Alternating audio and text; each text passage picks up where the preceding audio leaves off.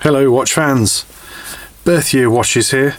We have the outer sleeve for this box, but it's what's inside that's really nice.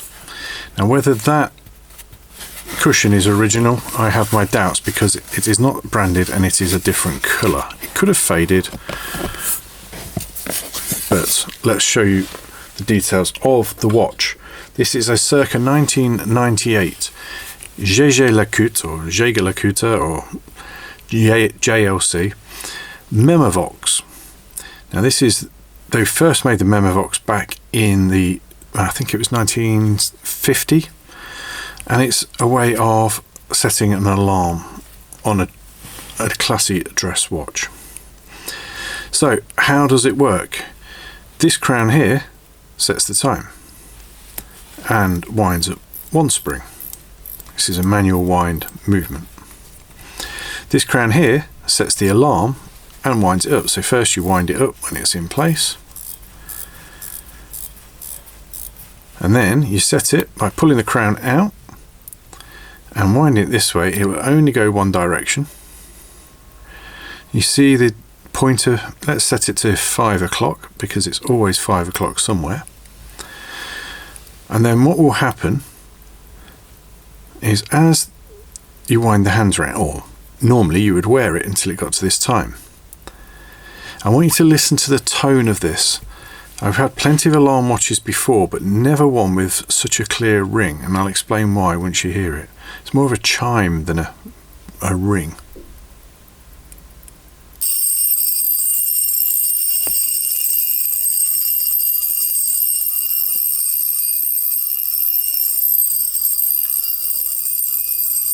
Not the unpleasant thing that it used to be.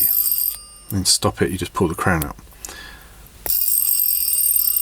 It's just running out of power now. So yeah, before there used to be a peg on the case back, and you would have a hammer inside the movement bouncing on this metal peg, so it would be a tinny sound.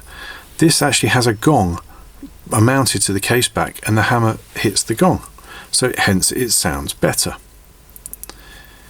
Quite nice, isn't it?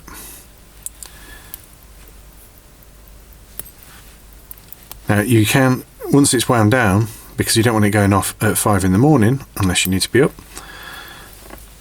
you can just leave it pulled out, or you just let it ring out. You've got the clasp, the deployant clasp. It's not a Jaeger strap, so we don't have to worry about different certifications to get in different countries. It's the Master Control, quite early actually. It's within the first 1,000 of the Master Control series, so they were meant to be tested for 1,000 hours to get this gold emblem on the back, and I believe it is gold. But you could put this on your wrist and walk around dodgy parts of the place without a worry. It's not obvious. This is one of the classiest watches that I think this money can buy. Steel case, it doesn't appear to have ever been polished, so there are a few little light abrasions around it. Both crowns are signed. It's just a lovely thing. There's a little bit of dirt in the hands, but we didn't want to relume them. We wanted to keep them as they should be. But a very interesting thing, and not something you're going to see every day. And bearing in mind, this is less money than, say, a Rolex Datejust, which are relatively common. And I mean for a vintage one, not just a new one. I think this is a bit of a belter. This is for somebody who appreciates quality and doesn't care if the people at their golf club or the car salesman sat opposite has no idea what watch they're wearing. He knows, or she knows, and that's what's important to them. Thank you very much for watching. I'm sorry if this one went on a bit longer than normal, but this isn't a normal watch. This is special. Thanks once again.